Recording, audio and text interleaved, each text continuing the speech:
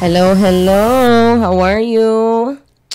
Welcome back to Life Trials by EAC with yours truly. What's going on, my friends? I hope everybody's doing very well. Thank you again for joining me on this beautiful Wednesday afternoon here on the east coast of Florida in Davie. It is 3:56 p.m.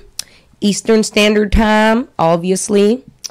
Please remember, I would love to have your business promoted on my podcast. And if you're interested, please send me an email to elizabeth@elizabethcherney.com or visit the website scrolling beneath your screen in order to contact me so we can get that set up.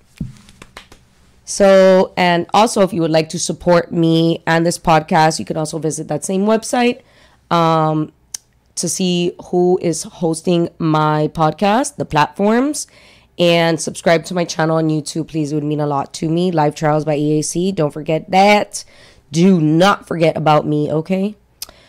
I do apologize. I am a little bit behind on releasing some of my episodes and being on top of the breaking news because it's a lot of shit that I've missed, and I have a lot of things that I need to share with you guys. It's just a matter of time. But I've been really busy working endlessly, and I'm just very happy to be back on my podcast, being able to release some content for you guys. However, I'm going to get to this news, though, without further ado. In today's episode, I wanted to bring to you the daily debacle of today's political news because it is just overwhelming our country like y'all have never seen. Where today I will be assessing the major chaos that has unfolded under this current administration, where Mr. Sir Biden has created a number of these problems for this country on all fronts, whether it's our economy, with respects to the job numbers that were projected and failed and fell flat on its face, to the unemployment rate that is rising. There was a big sell-off in stocks over the last few days. And as a lot of people well know here on the East Coast, there was that pipeline cyber attack that feeds gas, oil, crude to the whole eastern seaboard was fucking hacked by cyber criminals. Then on the national security front, look at the southwest border.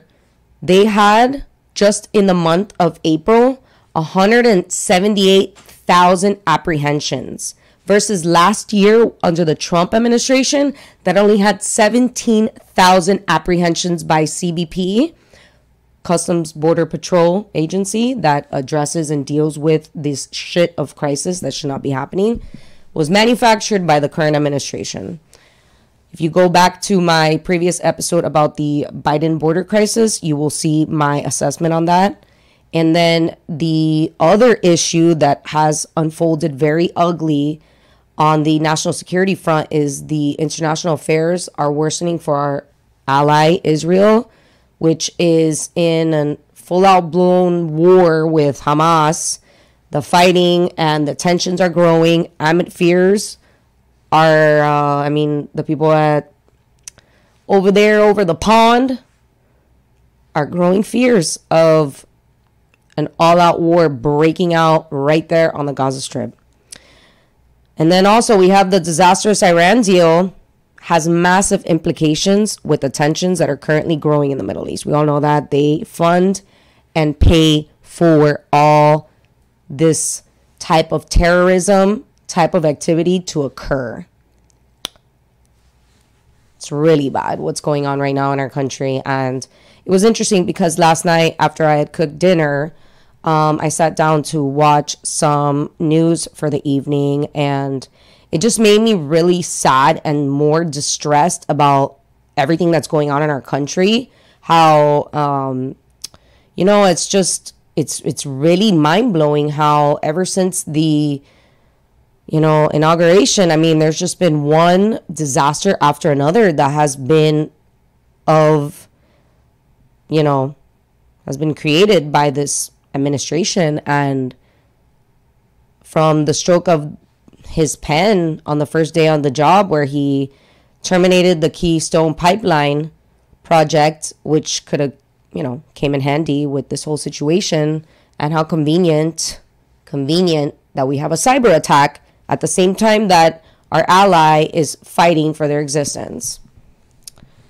It's really crazy, guys. I don't even know what to say anymore. It's depressing, sad. I really hope that by next year, the midterm elections, they take out the Democrats that are running all sectors of our government right now, because obviously they don't know what they're doing and they're just causing more problems to our country, our economy, the labor force. It's really scary. So to go into my first segment, I'm first going to discuss the economic disaster with respects to the job numbers, the cyber attack, and the impact that this cyber attack has on our economy and the states that have declared a state of emergency because of the cyber attack. It's so crazy, super crazy. So the first thing I'm going to discuss are the job numbers, right? I call it the job number disaster, right? So the projected numbers fell flat, where the April job report shocked the world, where we only had 266,000 payrolls initiated last month, which the economist badly missed the forecast of the so-called 1 million jobs that they were supposed to put into the labor force. Yeah, well, it was only 266,000, right? It's really scary. Oh, Lordy. The unemployment rate actually rose. While the economist had expected it to drop to 5.8, it actually rose to almost 6.2% from the month of April. It's really bad. That's really bad. And obviously that impacted the number of jobs that were added to the labor force for the month of April. So I really don't know where they get their hypothesis from to make such an outlandish projection.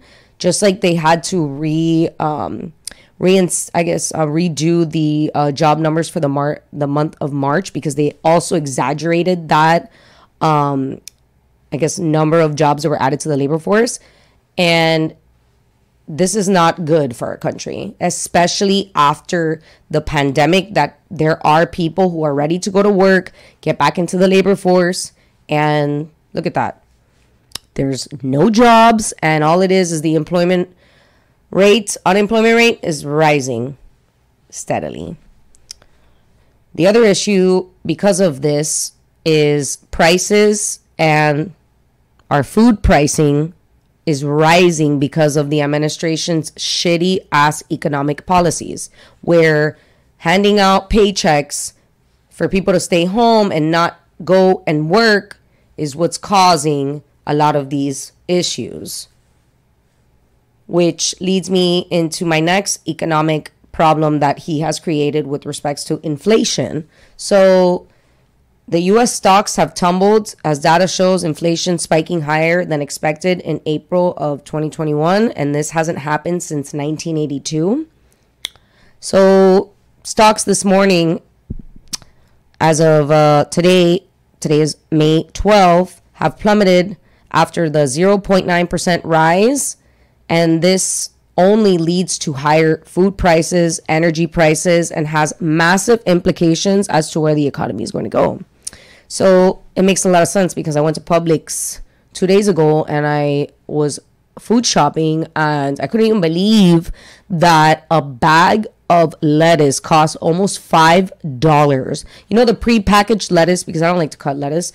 I usually buy those. I just want to get it and go. It's almost $5. $5 That shit doesn't even last more than a day or two, bro. It's a lot of money. And then gas. Let's talk about gas right now. How much gas is, especially for me that I have 2 vehicles and I use premium gas. So for both of my cars, it's about ranging now between $60 to $70 to fill up my tank of gas. And last year, I literally filled up my Cayman with almost maybe $30 full tank premium gas. So I'm not sure as to what's going on with respects to the economic policies that this administration is implementing. Is not only detrimental, but it has very negative implications for the future and for our debt. Okay? Now to discuss the Colonial Pipeline shutdown, right? That has massive, massive negative implications long-term for our economy. So the Colonial Pipeline is the largest refined product pipeline network in the country that transports over 100 million gallons per day and is consumed and provided to about 45% of the East Coast, which is encompasses about 50 million people. And they use about 45% of this specific company's fuel. And because of the cyber attack, because of that attack, there is now a shortage of gas right here in the state of Florida, Georgia, North and South Carolina. I mean, this is really scary stuff. And I need to fill up one of my cars and I haven't been able to get gas. So yeah, I don't know what's going on, but this cyber attack was really bad. And I cannot believe that after what happened in January or February in Texas, where the whole, grid, the energy grid just completely, went to shit because of the fucking windmills, that everybody wants to go green and the global warming, yada, yada, yada. Well, guess what? The most reliable source of energy is fossil fuels, renewable fuels, So I'm just not understanding where this has now almost happened again with respects to something that is so critical to our daily lives, like energy. And the government's not doing anything about this stuff. It's just letting it happen. Ay, se pasó, it happened, y whatever, y bye-bye. That's fucking scary.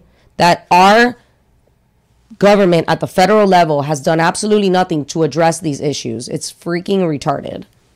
So what I found really scary was the response by the administration. The energy secretary considered this issue not a shortage, but a crunch, a fuel crunch. I don't even know what the fuck that even means. And that what was currently being experienced by Americans and was not really that serious. So the way that she discussed this problem was as if it had no value or anything like that. It was just, whatever, we'll have it fixed in the next few days. Not a big deal. It's not a shortage. Whatever. We don't really care because we want Americans to not use fuel anymore, which I wish she would have just said that because it would have made a lot more sense. But yeah, like they don't care that this is happening because they want us to drive electric cars and all this stuff. And I just think that this is really scary because I would never drive an electric car in my life. Take that shit, throw it in a lake, and bye-bye. I actually rode in my very first electric car, I would say about like 3 weeks ago, and I felt like we were going to die. So gas prices right now have risen to almost over 10 cents to the dollar. And gas stations are running out of fuel. People are in chaos. And there's no storm. There's no war. But yeah, when you have this type of administration that's really has no accountability for absolutely anything that's going on, it's really scary. And the state of emergencies that have been declared, especially in my state of Florida here, I live in the the southeastern part of Florida, and it's not really affecting us per se as of today, but who knows what's going to happen tomorrow. So I'm not sure what the fuck this administration is going to do about this issue at hand, but I really hope that something does get done and gets done very quickly to protect our energy sector, because if like this happens again, I mean, this is not going to be good for us Americans, and it's going to be great for our adversaries like China, Russia, Iran. They're looking at us and laughing. Looking at us and laughing. Like, what a joke America is right now. Like, let's just fucking go bomb that shit, probably. And I wouldn't put it past us. But now to look at the national security front. So, as everybody well knows, what's going on at the border, there's obviously a crisis, and the crisis is only getting worse, but they don't care. Democrats don't give a shit. They're happy that this is happening. They're happy that people are entering the country illegally so then they can finally have and replace that sector, that demographic of people that they can no longer count on, as I had discussed in my previous episode on the border crisis, Biden border crisis. And right as of today, we're at a 20-year high for the month of April. And border arrests and apprehensions for the month of April 2021 have totaled to almost 180,000 people just in 1 month. So imagine how much it's going to be by the end of this year if they don't do nothing about it, right? And the total crossings for 2021 have already surpassed all of the crossings that have occurred, excuse me, for 2020. And as of March of this year, CBP has already had over 569,000 encounters just in the first 4 months of this year. Almost 500,000 of encounters have already occurred at the southwest border. And imagine how much we actually don't even know. Just imagine how much we don't even know about, you know? The border crisis is really getting worse as the days go on. They keep establishing these shelters as if this is going to resolve the problem. But what's crazy is that, and what's even happening now, is that people are taking full-blown advantage, where you have people from South American countries like Venezuela flying into Mexico, and then from Mexico they just cross the Rio Grande and that's it. They're here. Hello, están aquí, America. And you know what? Last night, watching live people crossing the Rio Grande, I saw this older woman crying with a cast on. And honestly, it made me really sad. Like, as an American citizen, I appreciate this country so much, and I love this country so much, and I have some sense of understanding as to why people see us as the golden mountain and the place where everybody wants to be and everybody wants to thrive and love, and I understand that. And it just made me so sad to see this woman, una vieja, una señora, an older woman, like somebody that could be your grandma, super dehydrated, about to die with a fucking arm cast out aquí. And I'm like, oh my God, with children so young, almost as young as 6 months, were left at some rancher's home. What is going on here? How can these people be just deserting their own children as young as like an infant, and the U.S. government is doing nothing about it? Like, that is really scary.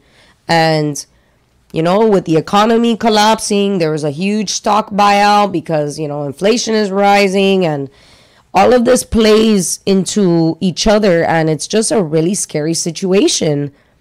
How many issues that just continue to be exacerbated by this administration.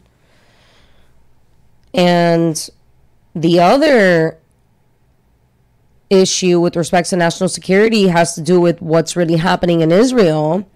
And Israel is under attack right now for no reason. And there has been more than 1,000 rockets intercepted over the last few days. The Israel-Hamas violence has only escalated to the worst of the worst in decades. It's never been this bad.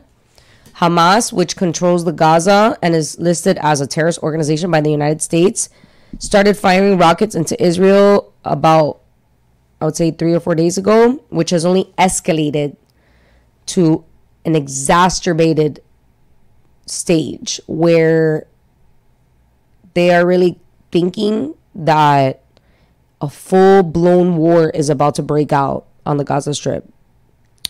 And obviously Israel is fighting for its existence, as it always has been. It's the most disgusting thing you can ever see in real life, in real time, where God's people, God's chosen people, are constantly under attack. And Israel is our ally. They will always be our ally. We must stand with Israel. I understand the conflicts with respects to the Israeli-Palestinian situation, but we must do this peacefully. And I don't know when people are going to realize that Hamas is not a political organization that really fights for its people. What they do is that they use humans as human shields when they engage in such war tactic behaviors like firing missiles into Israel. Yesterday, I mean, I saw the images of the rockets being intercepted by that dome thing, and it is just so fucking scary to have to live in a place that is constantly under attack. And to see that shit just really gave me chills up my spine, because I can't even imagine being in a place where rockets are being fired at me and I'm just trying to run for my life and my children and this and that, and it's just really scary. And it's disgusting how the Democrats have turned a blind eye, especially our president over there has forgotten that Israel is our ally and we stand with Israel, and we have designated Hamas as a terrorist organization. So I'm not sure why it is that the response from the administration has only been to give the Palestinians more money to then further their agenda in destroying and destructing Israel, but also they want to give the mullahs more money in hopes by utilizing this peace through strength bullshit, which has not worked on their behalf, when all they really exhibit is weakness on behalf of the United States military, which is such an absurd foreign policy decision that is going to be the detriment of this country, mark my words, because of the Democrats and their bullshit. It's really scary. And what's even a bigger problem for us is that China, Russia, and Iran have all teamed up together to engage in proxy wars within the Middle East to get the West, us, the United States, out of the East. They don't want us there. They want to be able to harbor terrorist organizations and be able to attack us from foreign soil. So I'm not sure where the hell the administration is right now as of today and what their plan is to address these issues, because all they talk about, literally all they fucking talk about, is assuring that 100% of the American society is vaccinated, when they're not even relaying the proper information. The CDC is constantly conflicting to the point where the New York Times yesterday had to issue a rebuttal for the confusing guidelines that the CDC has issued, okay? It's really fucking weird how their own protectors, shields, you would call them, are even ousting them. So I'm not sure what's going on here, you know, and it's really scary, especially what's happening in Israel. And is this ever going to stop? No, because the same situation had occurred during the Obama's last term, and all the United States ever did was send an entire private jet full of cash to the mullahs. And what do? They just continue their proxy wars in the Middle East and just trying to engage and destroy and ultimately attempt to destroy Israel, which will never happen. But I just don't understand what's going on with this administration. He's sound asleep. Who's running this country? You don't even know anymore. All they care about is vaccinating everybody. And it doesn't matter. They want to create vaccine passports. And it's just absurdity, because not everybody should take the vaccine. Not everybody qualifies to take that. What if you're in childbearing age? What if you are a child? Like, children should not be taking this vaccine. Like, I mean, this is absurdity. The science backs that claim up. And that's all they're worried about right now. They don't care about, look at this, about anything else that's going on. It's crazy, man. So I really felt the need that I needed to assess the situation at hand, because it all just fell into my lap. And I mean, the growing scandals just fell one after another after another. So if you enjoyed this episode, please like, share, and subscribe to my YouTube channel, website as well, and all the platforms that are hosting my podcast, Live Trials by EAC. And please also consider supporting me on my website, elizabethcharnay.com, where any donation is enormously appreciated to keep this podcast running. Thank you again. I love you guys so much for tuning in to this amazing podcast, Live Trials by EAC, with yours truly. I love you guys. Bye-bye. Ciao, ciao, bye-bye.